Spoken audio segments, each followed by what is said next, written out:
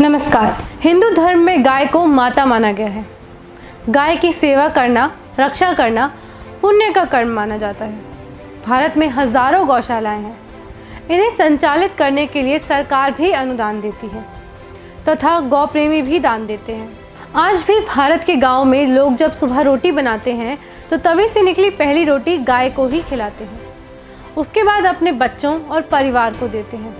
अगर आप मानसिक रूप से तनाव में हैं तो गौशाला जाकर गाय का चेहरा देखें, उसकी आंखों में देखें, उनके बछड़ों को देखें। आपका तनाव पल भर में दूर हो जाएगा। इस विधि से बहुत सारे रोगों का इलाज भी हो चुका है। मैं हूं तृप्ति कर्ण और आप देख रहे हैं उद्योग टीवी। आगे बढ़ने से पहले एक निवेदन, चैनल को सब्सक्राइब जरूर करें और वीडियो अच्छा लगे तो अपने परिजनों को भी शेयर करें। आज हम दिल्ली के भवाना स्थित श्री कृष्ण गौशाला का भ्रमण करेंगे। इस गौशाला में लगभग 8,500 गायों की सेवा होती है। करीब 37 एकड़ क्षेत्र में अवस्थित एक गौशाला दिल्ली और हरियाणा के विशालतम गौशालाओं में से एक है। दिल्ली के बवाना में अवस्थित इस गौशाला में देश के तरह तरह के प्रजाति की गाय आपको मिल जाएंगी। गौमाता की सेवा में करीब 225 गौसेवक कार्यरत हैं। गाय को पौष्टिक आहार मिले, इसके लिए गौशाला प्रबंधक विशेष ध्यान रखती है।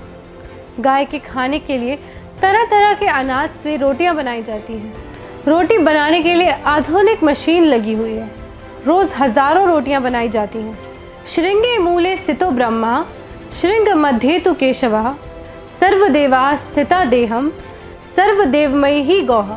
अर्थात गाय के सिंग की जड़ में ब्रह्मा, सिंग के मध्य में विष्णु एवं देह में सारे देवता विद्यमान हैं। अतः गाय को गौग्रास देने से सभी देवी देवताओं को मिल जाता है। साथ ही सभी देवी देवताओं के पूजन दर्शन का फल भी मिल जाता है। बहुत से गौ प्रेमी अपने और अपने बच्चों का जन्मदिन या सालगिरह मनाने के लिए यहाँ आते हैं। इस गौशाला के प्रांगण में श्री कृष्ण का एक मंदिर भी अवस्थित है। गौदान और गौ पूजन के लिए यहाँ पूजन सामग्री और पंडित जी की भी व्यवस्था है। मनोकामना पूर्ण होने के अवसर पर भक्त कलश यात्रा भी निकालते हैं। कृष्ण का गौ प्रेम तो सर्वविदित है। कृष्ण भक्त अपने मनोकामना पूर्ण होने पर गोपाल की पालकी भी निकालते हैं। इस पालकी को लेकर गौशाला का परिक्रमा भी किया जाता है। मांगलिक अवसर पर गौमाता को विशेष गौग्रास और गौ सेवकों के लिए भंडारे का भी आयोजन भक्त करते हैं।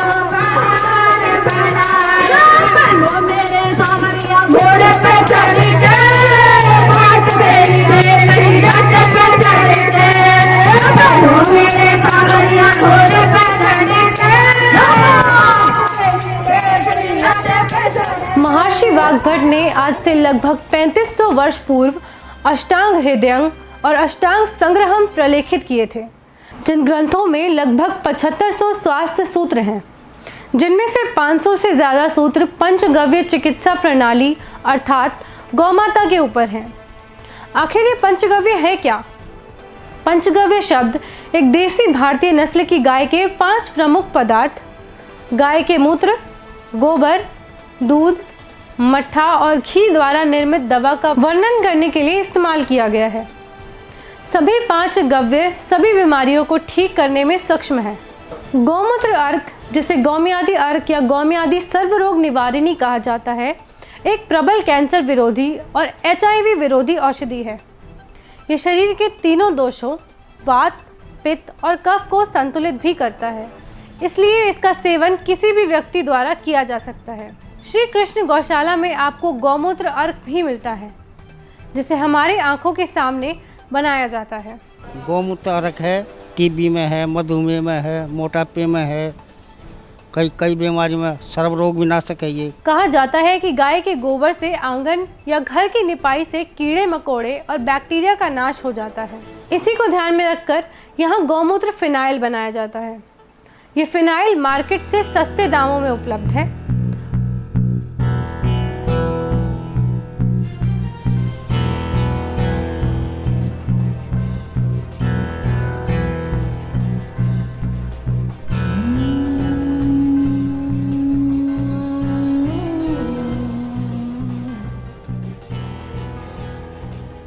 गौवंश के पीने के लिए श्री कृष्ण गौशाला में 2 स्वच्छ तालाब हैं। शुभ कार्य में अग्नि प्रज्वलित करने के लिए आपको यहाँ गाय के गोबर के उपले भी मिल जाएंगे। गाय के गोबर से बने ऑर्गेनिक खाद भी इस गौशाला में मिलता है। इस खाद में किसी तरह का रासायनिक पदार्थ नहीं मिलाया जाता है। आप अपने गमले और खेतों के लिए खाद यहाँ से प्राप्त कर सकते हैं। आम जन के लिए शुद्ध देसी गाय का दूध और घी भी आसानी से मिल जाता है। इस गौशाला में बिना मिट्टी के चारा उगाया जाता है। इस खास तकनीक को हाइड्रोपोनिक फॉडर प्लांट कहते हैं। ये काफ़ी पौष्टिक आहार होता है जो 1 किलो चारा को करीब 8 किलो का बना देता है, और वह भी 7 दिनों के अंदर। इस चारे में प्रोटीन की मात्रा काफ़ी ज़्यादा होती है। वही गाय को खिलाने के लिए स्पेशल खाना जैसे लपसी बनती है। इसमें अजवाइन, हल्दी, मेथी, तेल, गुड़, गेहूँ, मक्का, दलिया आदि मिलाया जाता है। गाय को खिलाने के लिए रोटी भी मशीन से बनाई जाती है। आप इसे गौशाला से खरीदकर गाय को भी खिला सकते हैं। गौ माता की चिकित्सा के लिए आधुनिक संसाधनों और सुविधा से लैस विशाल गौ चिकित्सालय भी है। यहाँ 4 डॉक्टर, 10 कंपाउंडर कार्यरत हैं। गौशाला को अलग अलग वार्ड में बांटा गया है। हमारे यहाँ जो भी क्रिटिकल केसेस आते हैं, कुछ स्टैंडिंग के केसेस होते हैं, कुछ ऐसे भी केसेस होते हैं जो प्रोलेप्स के होते हैं। जब भी एमसीडी आवारा पशुओं को पकड़कर यहाँ लाती है तो उनको 7 दिन तक सेपरेट वार्ड में रखा जाता है, जहाँ उनको वैक्सीनेशन किया जाता है। इसके बाद उम्र और रंग के आधार पर अलग अलग वार्ड में रखा जाता है। इन गायों को लाने के लिए एम्बुलेंस की सुविधा भी है। एक्सीडेंट में जख्मी गाय के इलाज के लिए यहाँ इमरजेंसी सेवा भी उपलब्ध है। घायल गाय को लाने के लिए लिफ्ट युक्त एम्बुलेंस सेवा भी उपलब्ध है। इस अस्पताल में एक्सरे, सोनोग्राफी और खून की जांच के अलावा मुफ्त दवाई भी दी जाती है। गाय की हालत को देखते हुए इनके लिए इंटेंसिव केयर यूनिट यानी आईसीयू भी बनाया गया है। डॉक्टर बताते हैं कि अधिकतर लावारिस गाय प्लास्टिक और पॉलीथीन खाकर बीमार होती है। के लिए जो पॉलीथीन होता है ये जानलेवा होता है, तो हम अपने भाइयों से ये रिक्वेस्ट करेंगे कि जो पॉलीथीन का जो यूज कर रहे हैं, जो प्रयोग में कर रहे हैं, इसका प्रयोग ना करें। इसके प्रयोग करने से हमारी जो गायें हैं, जो गौ माता हैं, ये उनके लिए जान का खतरा है, ये घातक है। तो इनके बचाव के लिए हम भरपूर कोशिश करें कि ये पॉलीथीन जो है, पॉलीथीन की जगह जो अपने घर से हम बैग ले जाएं, झोले ले जाएं। इससे कि ये होगा कि हमारी गायों की जान बचेगी, हम पशुओं के हित के लिए कार्य करेंगे। एमसीडी लावारिस गाय की परवरिश के लिए 20 रुपया प्रति गाय प्रतिदिन देती है। कभी कभी ये रकम मिलने में देर सवेर भी हो जाती है। कोरोना की वजह से लोगों से चंदा भी कम मिल पाता है। इस कारण गौशाला काफ़ी आर्थिक संकट से गुजर रहा है। 800 क्विंटल से अधिक हरा चारा का यहाँ रोज़ खपत है। दिल्ली के अलग अलग क्षेत्रों से 55 साइकिल रिक्शा द्वारा यहाँ रोटियाँ और अन्य गौग्रास के रूप में इकट्ठा किया जाता है। मोहल्ले के लोग श्रद्धा से ये गौग्रास गौशाला को देते हैं। गौवंश के लिए यहाँ 124 शेड बने हुए हैं। खान पान और रख रखाव के लिए 6 ट्रैक्टर और 70 बैलगाड़ी कार्यरत हैं। गायों का रिकॉर्ड ऑनलाइन रखा जाता है। इसकी डिटेल के लिए गाय के कान में भी ये लेबल लगाया जाता है।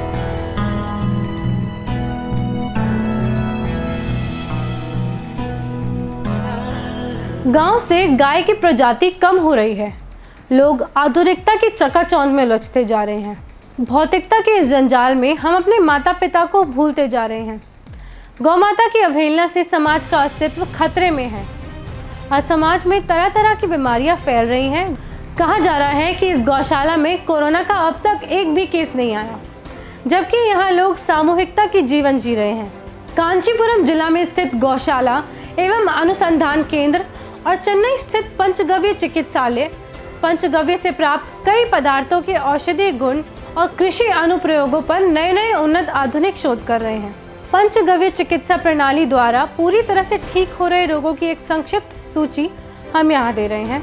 कैंसर के सभी प्रकार, उच्च एवं निम्न रक्तचाप यानी ब्लड प्रेशर, हृदय रोग, गठिया, गुर्दे यानी किडनी के विकार, यकृत यानी लिवर के विकार, आहार नली एवं आंत के विकार, अम्लता, दमा, कुष्ठ रोग, सफ़ेद दाग, रक्त में चर्बी और वसा की अधिकता, सभी प्रकार के त्वचा रोग, मानसिक रूप से मंद रोगी, पेट में गैस की समस्या, अन्य पेट की बीमारियां, खाज एवं खुजली यानी एक्जिमा, नेत्र रोग, मुंह में सभी रोग, प्राथमिक सफ़ेद दाग यानी विटिलिगो, पीलिया, रक्ताल्पता यानी खून की कमी, पेचिश, क्षय रोग यानी टीबी, जोड़ों का दर्द, मधुमेह आदि ऐसे कई अन्य गंभीर रोग पंचगव्य चिकित्सा पद्धति से पूरी तरह ठीक हो रहे हैं। आयुर्वेद से लिए गए एक श्लोक जो पंचगव्य का वर्णन करते हैं, गव्यम पवित्रम च रसायनम च पथ्यम च हृदयम बल बुद्धि आयु प्रदम रक्त विकारहारी त्रिदोष हृदयोग विषापहम स्थाय, जिसका अर्थ है भारतीय गाय से प्राप्त होने वाले गव्य पवित्र हैं, रसायन है और हृदय के लिए औषधि है। वे बल एवं बुद्धि को बढ़ाते हैं, वे लंबी आयु देते हैं, रक्त के विकारों को दूर करते हैं, तीनों दोषों वात, पित्त और कफ को संतुलित रखते हैं, वे सभी रोगों का उपचार एवं शरीर को विष रहित करते हैं। ये बहुत ही दुर्भाग्यपूर्ण सत्य है कि भारत में कई लोगों ने भारतीय चिकित्सा की पारंपरिक प्रणाली में विश्वास खो दिया है। पश्चिमी अनुसंधान से पता चला है कि गौमूत्र एंटीबायोटिक, रोगाणुरोधी, फंगस रोधी और तपेदिक विरोधी है। गौमूत्र अर्क गतिविधि बढ़ाने वाला और संक्रमण विरोधी और कैंसर विरोधी होने के साथ साथ बायोएक्टिव अणुओं की उपलब्धता को सुविधाजनक बनाने वाला सिद्ध हो चुका है। वेदों से संदर्भित एक कहानी है। शांत स्वर में नंदिनी नामक एक गाय राजा दिलीप, जो राजा रघु के वंशज एवं श्री राम के पूर्वज थे, उनसे कहती है, न केवलम पयसा प्रसूतिम वे ही मन कम दुघम प्रसन्नम। इसका अनुवाद है, जब भी मैं प्रसन्न और खुश रहती हूँ, मैं सभी इच्छाओं को पूरा कर सकती हूँ। मुझे सिर्फ दुग्ध आपूर्तिकर्ता मत समझो। गाय में देवताओं का निवास है, वह साक्षात कामधेनु इच्छा पूरक है। ईश्वर के सभी अवतार गाय के शरीर में वास करते हैं।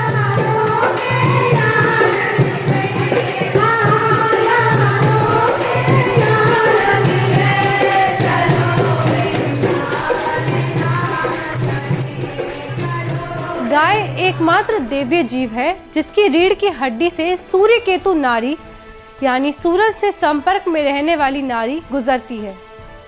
इसलिए गाय के दूध, मक्खन और घी का रंग सुनहरा होता है। ऐसा इसलिए है क्योंकि सूर्य केतु नाड़ी सौर किरणों के संपर्क में आकर उसके रक्त में सोने के लवण का उत्पादन करती है।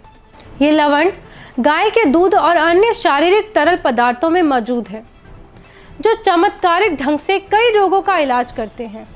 मातृ सर्वभूतानां गाव सर्व सुखप्रदा। इसका अर्थ है कि सभी जीवों की माँ होने के नाते गाय हर किसी को सभी सुख प्रदान करती है। अगर उद्योग की बात करें तो गौ पालन से आप धन उपार्जन भी कर सकते हैं, खुद के साथ दूसरों को भी रोजगार दे सकते हैं।